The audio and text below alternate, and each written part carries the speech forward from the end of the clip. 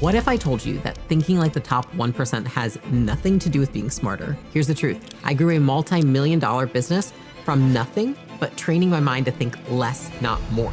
I'm gonna give you the 6 mental frameworks that separate the doers from the thinkers, but here's the catch. At the end, I'm gonna test you to see whether you're actually ready to think like the top 1% or you're addicted to complexity and overthinking just like everybody else. Here's the first framework that's going to piss off every productivity guru and person who worships them. Okay, most people, they see the world in black and white, success or failure, good or bad, quit or continue. Real life is messy, is nuanced, is not perfect. The quickest way to think more clearly is to avoid binary thinking. Okay, this single mindset shift saved me years of wasted effort and honestly, so much turmoil. The top 1%, they use and, not or, okay? They hold conflicting truths simultaneously. I'll give you some examples. This person screwed up and they've done good things. This plan is painful and it might still work. I'm scared and I can still do it. This launch flopped and it taught me what to fix, and leaves room for nuance and prevents you from blowing up your life just because reality is messy.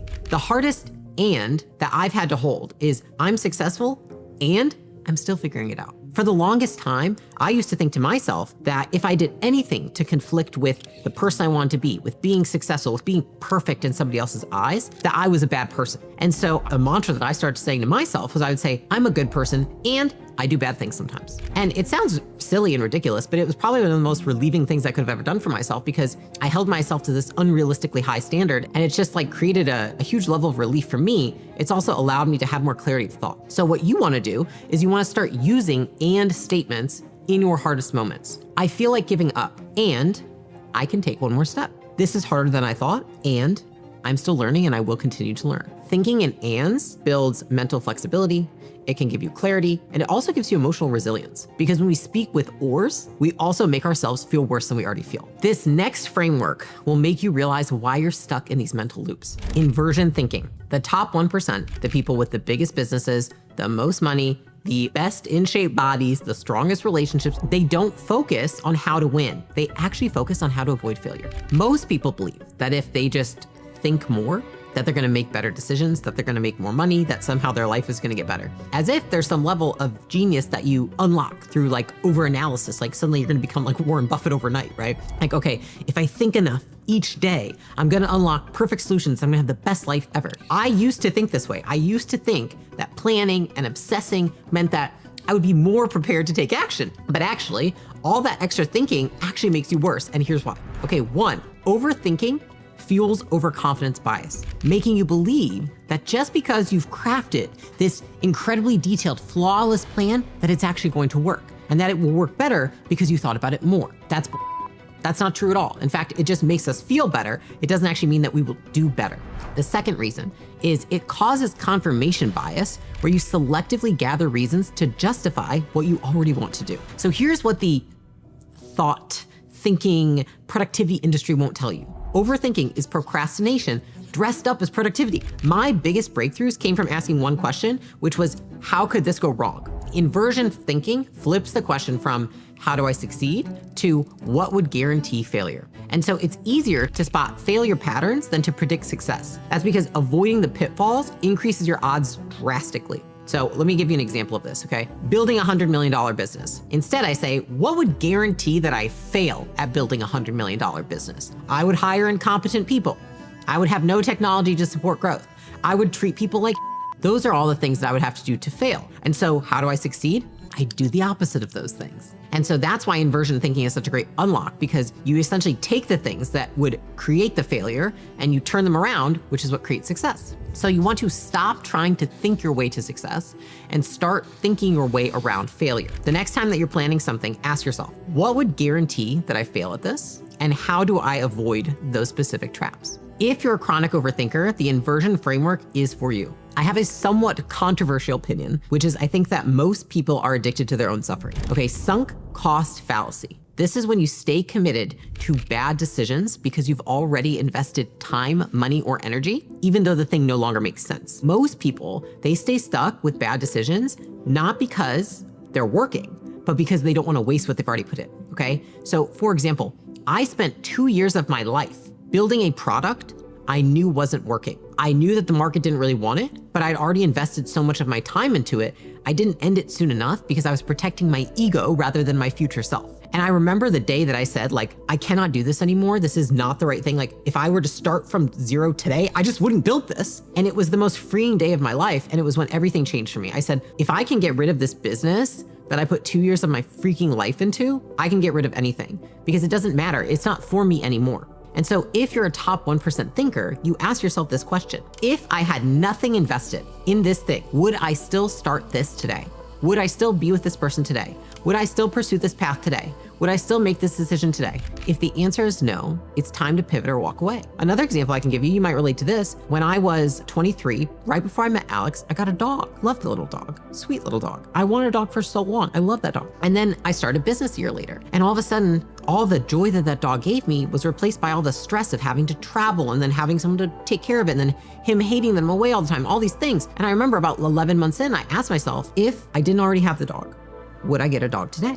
And the answer was no. So what did I do? I found him a family with kids and a yard, and I gave him away to those people. Sometimes I make moves like that, and they might look harsh to people on the outside, but it's because I ask myself that question. It's like, what's gonna serve me today, not what served me yesterday. And the top 1% of people, they understand that sunk costs are the price of learning. There is no reason to keep suffering. There's no reason to keep all this baggage from the decisions that you made and the life that you had years ago.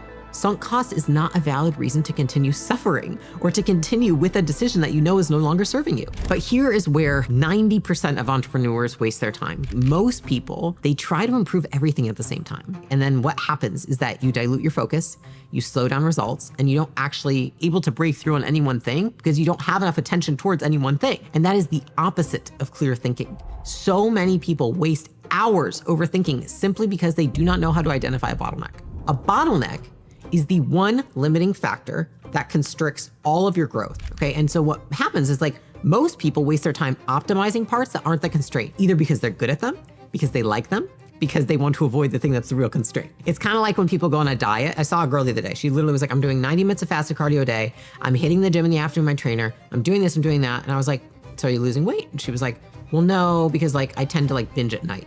I'm like, girl, what the hell? If you just stop binging at night, you wouldn't even need to do fasted cardio or go to the gym. You would just lose weight immediately. And so it's in business the same way. I see a lot of people, they're like, I'm optimizing my customer service. I'm optimizing my finance function. I built this new spreadsheet. I have this IT. And I'm like, okay, but your real constraint is that you don't know how to sell your product. So why the hell are we not going all in on understanding sales? At acquisition.com, about 18 months ago, I realized our constraint was not our brand. It was not our sales. It was not our product.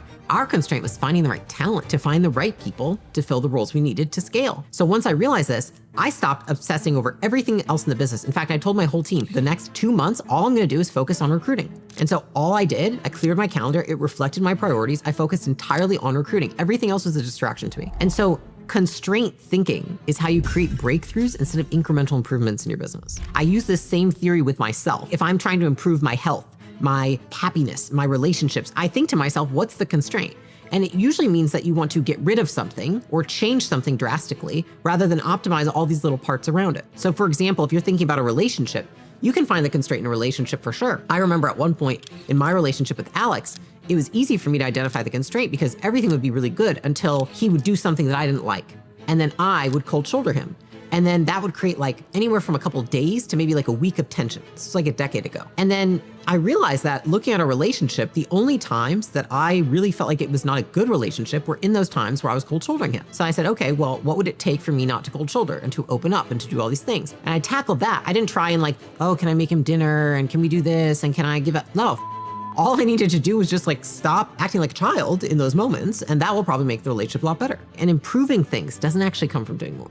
It comes from doing the right thing in the right sequence. So you want to ask yourself this: what is the one constraint holding everything else back for you? The one thing that if you change will give you the most leverage. What is that real bottleneck? And I'm going to tell you this: it's probably the thing you're avoiding. It's probably the thing you're avoiding because it would be the hardest thing. But the hardest way is also, ironically, the easiest way to change. And most people avoid their real constraints because they are the hardest problems to solve. Okay, I want you to stop right now. Stop the video if you need to. I want you to take a breath. And And I want you to notice how you're feeling, because this next part is only going to work if you watching this are feeling emotionally regulated. I used to make decisions when I was emotional, till I realized this: when your emotions spike, so do all the errors in your decision making. Emotions are the top reason that we cannot think clearly, especially when stress, fear, urgency, they all cloud our judgment. What emotions do our thinking, right? One, when we're in a state of fear, it amplifies loss aversion. So you usually do twice as much to avoid losing than you will to try and win, right? So if you're growing a business, but you're really scared, I always tell people, I'm like, are you playing to win or playing not to lose? Because like if you're playing not to lose, you're probably not gonna win as big as you really want to. Another one is stress. What does stress do to us, right? When we're stressed, when we're anxious, when we feel wound up, it makes us short-sighted. We essentially will sabotage whatever we want in the long term to get that short-term relief. It's kind of like if you go on a diet, but you've been like, you stress eat, and then it's like, oh, I really want to eat that piece of cake, but I really want to like lose weight. It's like, you'll eat the cake because it immediately relieves your stress rather than you having that body that you've always wanted. And the last one is anger. Now, what does anger do? Anger makes us reactive, right? So we will do things really fast that we usually regret later. So there's a rule that I've made for myself, and I want to give this rule to you guys. If I feel emotional, I do not make a decision. And I say this to myself, I say it to others. I only make decisions when I feel content. If I'm angry about something in my business, don't make a decision. If I'm angry with a person, don't make a decision. If I'm angry with myself, don't make a decision. It doesn't matter. When I'm anxious, when I'm stressed,